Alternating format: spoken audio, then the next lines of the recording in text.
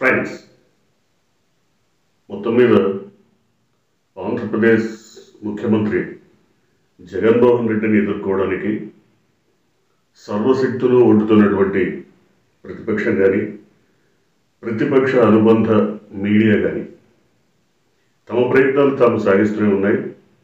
ముఖ్యంగా ఆయన కుటుంబంలోనే ఒక చీలిక తెచ్చి ఆయన కుటుంబాన్ని పట్టించుకోవట్లేదు, లేదా కుటుంబ సభ్యులను పట్టించుకోవట్లేదు,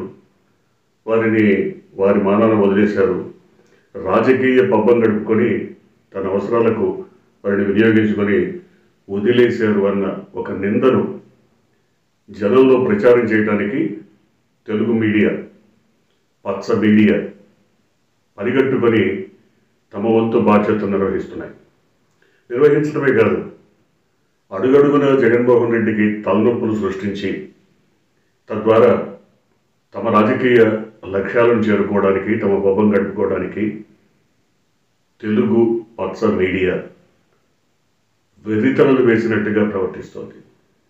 ముఖ్యంగా జగన్మోహన్ రెడ్డి సోదరి షర్మిల సోదరుడితో విభేదాల కారణంగా బయటికి వచ్చి తెలంగాణలో తన రాజకీయ ప్రస్థానం ప్రారంభించి భంగపడ్డ తర్వాత, ఘోరంగా విఫలమైన తర్వాత ఆమె ఆంధ్ర రాజకీయాల్లో వేలు పెడతారన్న ప్రచారాన్ని మొదలుపెట్టింది పచ్చ మీడియా.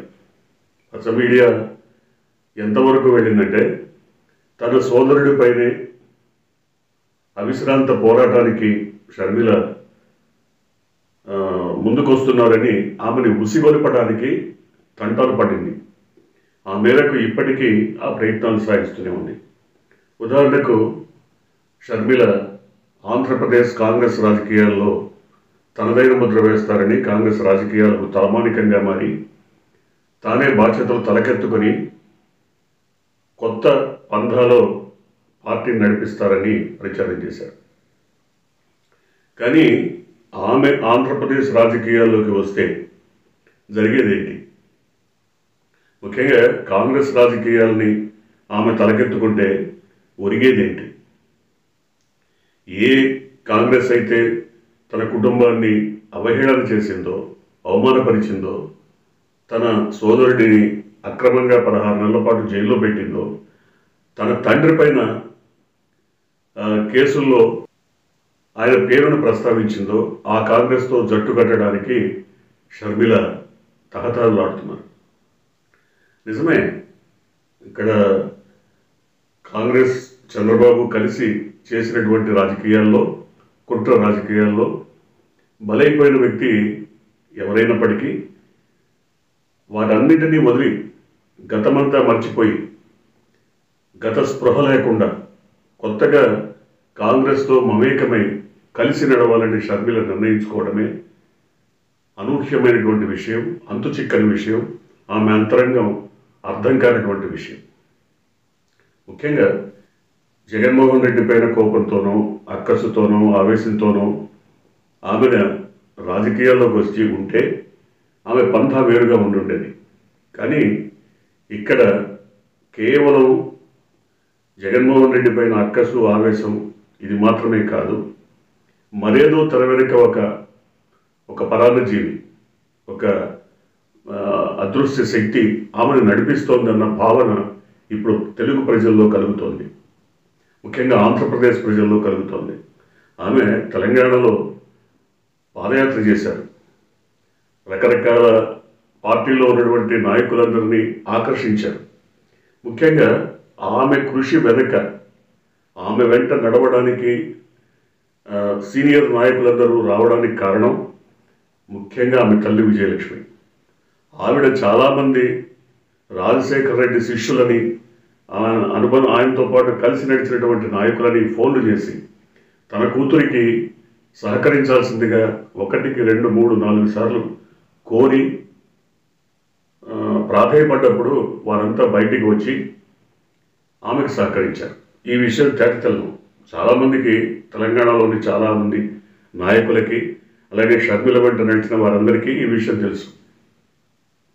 ఇటొచ్చి ఇప్పుడు ఆంధ్రప్రదేశ్ రాజకీయాల్లో ఆమె వేలు పెట్టాలని అనుకుంటున్నారా, లేదా పచ్చ మీడియా ప్రచారమేనా అంటే, ఆమె తన పార్టీని కాంగ్రెస్లో విలీనం చేయడానికి బేషరతుగా సంకల్పించినప్పుడే కాంగ్రెస్ రాజకీయాలతో ఆమె మమేకం కాబోతున్నారన్న వార్తలు వెలువడ్డాయి. కాకపోతే ఆమెకి ఏ రకమైన స్థానం ఇస్తారు పార్టీలో, ఏ రకమైనటువంటి గౌరవ మర్యాదలు దొక్కుతాయి, ఇవన్నీ ముఖ్యమైనటువంటి అంశాలు. ఆమెకి ఏ స్థానం ఇచ్చినా, ఏ రకమైనటువంటి గౌరవ మర్యాదలు కలిగించినా ఆమె కాంగ్రెస్ పార్టీని భుజాన వేసుకొని ఆంధ్రప్రదేశ్ అంతటా పర్యటించి సంచరించి ఓట్లను ఎంతో కొంత కొల్లగొట్టాలంటే ఎవరి ఓట్లను కొల్లగొట్టాలి? దాదాపుగా 5 సంవత్సరాల కాలం అధికారంలో ఉండి ప్రజలకు అంతో ఇంతో మేలు చేసిన తర్వాత తన వల్ల, తన పార్టీ వల్ల, తన పార్టీ కేడర్ వల్ల మేలు జరిగింది అనుకుంటేనే ఓట్లు వేయమని కోరుతున్నటువంటి జగన్మోహన్ రెడ్డి కేడర్ కానీ, ఆయన పట్ల ఆకర్షితులైనటువంటి, ఆయన పట్ల సహజంగానే నిలవాలనుకున్నటువంటి ఓటర్లు చీలిపోతారా? మరి ఎవరి ఓట్లు చీలుస్తారా? ఆమె నెగిటివ్ ఓటు అంటే జగన్మోహన్ రెడ్డికి లేదా ఆయన ప్రభుత్వానికి వ్యతిరేకంగా ఉన్నటువంటి నెగిటివ్ ఓట్ని చీల్చాలి. నెగిటివ్ ఓట్ని చీలకుండా చూడాలనే కదా పవన్ కళ్యాణ్ తెలుగుదేశంతో కలిసింది, బీజేపీని కూడా కలవమని చెప్తున్నది. ఈ స్థితిలో షర్మిల కాంగ్రెస్ నాయకత్వాన్ని భుజానికి ఎత్తుకొని మరి జగన్మోహన్ రెడ్డి నెగిటివ్ ఓట్స్ని చీలిస్తే లాభం ఎవరికి? జగన్మోహన్ రెడ్డికే కదా. ఇది స్పష్టమైనటువంటి విషయం. కాంగ్రెస్లో ఉన్నటువంటి దాదాపుగా అందరూ నాయకులు కూడా ఆమెను స్వాగతించవచ్చు, లేదా ఆమె నాయకత్వాన్ని అంగీకరించి ఉండవచ్చు. కానీ ఓటర్లు మాత్రం కాంగ్రెస్ పట్ల సుముఖంగా ఉన్నారా? ఇది చాలా ఆలోచించాల్సినటువంటి విషయం. తెలంగాణకి కాంగ్రెస్ గెలిచింది అంటే తెలంగాణ ప్రత్యేక రాష్ట్రం ఇచ్చినటువంటి పార్టీగా కాంగ్రెస్కి అంతో ఇంతో గుర్తింపు, మన్నన, మర్యాద ఉంది కాబట్టి అక్కడ ప్రజలు ఓటేశారు.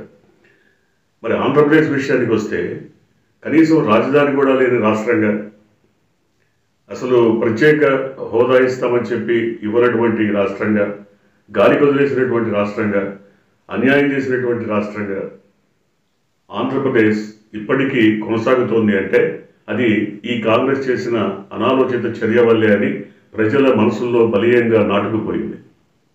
కాంగ్రెస్ ప్రజలకేం చేయలేదా అంటే చేసి ఉండొచ్చు.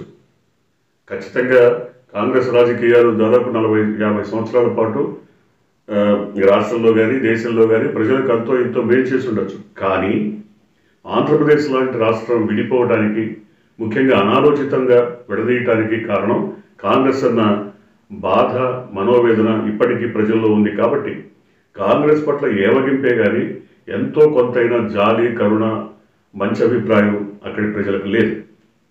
సో అందువల్ల తెలంగాణ పరిస్థితి వేరు, ఆంధ్ర పరిస్థితి వేరు. ఆంధ్రాలో ఎట్టి పరిస్థితుల్లో కాంగ్రెస్ని మళ్ళీ బతికించి బట్టగట్టాలని ఎవరూ కోరుకోవట్లేదు. కాంగ్రెస్ ఒక మృతప్రాయమైనటువంటి పార్టీగానే భావిస్తున్నారు. ఇకపోతే తెలుగుదేశం కానీ, జనసేన కానీ జట్టు కట్టి ఇవాళ రంగంలో దిగుతున్నప్పటికీ నెగిటివ్ ఓట్ని వాళ్ళు సంపూర్ణంగా తీసుకుంటే తప్ప గెలవలేనటువంటి పరిస్థితి. అందువల్ల బీజేపీ కూడా తమతో కలవమని కోరుతున్నారు. బీజేపీ కలిసినా కలవకపోయినా ఆ పార్టీకి వచ్చే ఓట్లు దాదాపు 1%, 2% కంటే ఉండవు కాబట్టి దాన్ని పెద్దగా పరిగణలోకి తీసుకోవట్లేదు. కానీ అదే కాంగ్రెస్ పార్టీని పునరుజ్జీవింపజేసి కాంగ్రెస్ పార్టీ ఓట్లు కనుక చీలిస్తే, బీజేపీ చీల్చిన 2%, వీళ్ళు చీల్చే 2-3%, మొత్తం కలిపితే ఒక 5% ఓట్లు కనుక చీలిపోతే ఖచ్చితంగా వైసీపీ బ్రహ్మాండమైనటువంటి మెజారిటీతో గెలిచేటువంటి అవకాశం ఉంటుంది. ఈ పరిణామం మరి రాష్ట్రానికి అవసరమా? ఏదైతే నెగిటివ్ ఓటుని చీలకుండా చూడాలని భావిస్తున్నటువంటి ప్రతిపక్షం కాంగ్రెస్ రాజకీయాలను షర్మిల తలకెత్తుకోవాలని ఎందుకు భావిస్తోంది? ప్రతిపక్షం ఉసిగొల్పడం వల్లనే ఆమె కాంగ్రెస్ రాజకీయాల పట్ల మొగ్గు చూపుతున్నారు అన్న భావన ప్రజల్లో ఉంది. నిజానికి ఆమె సోదరుడిపైన లేదా ఆమె ఇతరత్ర వ్యవహారాలపైన ఎంతో కొంత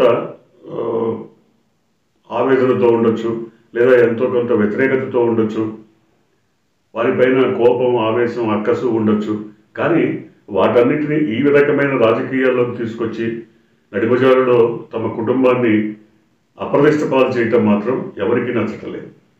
ముఖ్యంగా రాజశేఖర రెడ్డి రాజకీయాలను, రాజశేఖర రెడ్డి అనుగు శిష్యులుగా ఉన్నటువంటి వారందరూ కూడా, ఆయనతో మమేకమై కలిసి పనిచేసిన వాళ్ళందరూ కూడా ఈమె చేస్తున్నటువంటి రాజకీయాలని ఏ ఒక్కరూ హర్షించట్లేదు. ముఖ్యంగా ఆమె కావాలనుకుంటే ఎక్కడో ఒక సీటుని, ఒక ఎమ్మెల్యే సీట్ని గట్టిగా అడిగి తీసుకోవచ్చు, లేదా ఒక ఎంపీ స్థానాన్ని అడిగి తీసుకోవచ్చు.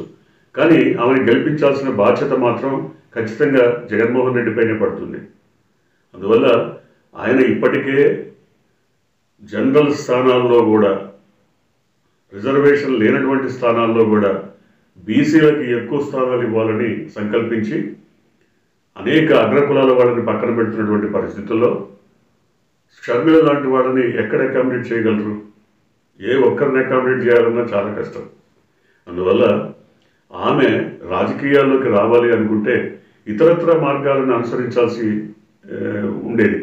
అనుసరిస్తే బాగుండేది. కానీ ఆమె తన సోదరుడిపైనే అక్కసు వెడగక్కుతూ, ఆక్రోశం వెడగక్కుతూ, మరి ఎందుకంతగా ఆమె తన కుటుంబ పరువుని బజార్లో పెట్టాలని భావిస్తున్నారో తెలియటలేదు. ఏది ఏమైనప్పటికీ ఆంధ్రప్రదేశ్ రాజకీయాల్లో షర్మిల పాత్ర ఎంత? ఆమె నిజంగా ఆంధ్రప్రదేశ్ రాజకీయాల్లో వేలు పెడతారా, లేదా కాంగ్రెస్ పార్టీ భారాన్నంతా భుజాన మోస్తారా? ఇవన్నీ రానున్న కాలంలో తేల్చాల్సినటువంటి ప్రశ్నలు, తేలాల్సినటువంటి అంశాలు. కానీ ఇప్పటికిప్పుడు మాత్రం పచ్చ మీడియా ఎంతో కొంత తన అక్కసును వెడబోసుకోవడానికి షర్మిల పాత్రను వినియోగించుకుంటున్నాయి. తప్పకుండా ఆమె ఏదో జగన్మోహన్ రెడ్డిని ఇబ్బంది పెడతారు, ఇరుకున పెడతారు, ఆయనకి షాక్, ఇవన్నీ కూడా. ఎందుకంటే ఆయన ముక్కుసూటిగా తనదైన శైలిలో రాజకీయాలు చేసుకుంటూ పోతున్నటువంటి వ్యక్తి, ప్రజల్లో మమేకమైనటువంటి వ్యక్తి.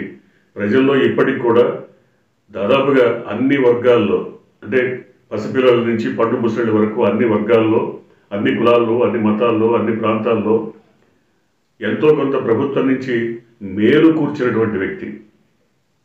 అందువల్ల ఆయన అంత తొందరగా ప్రజలు మర్చిపోయేటువంటి వ్యక్తి కాదు, ప్రజలు ఆయన్ని ఏవగించుకునేటువంటి వ్యక్తి కాదు.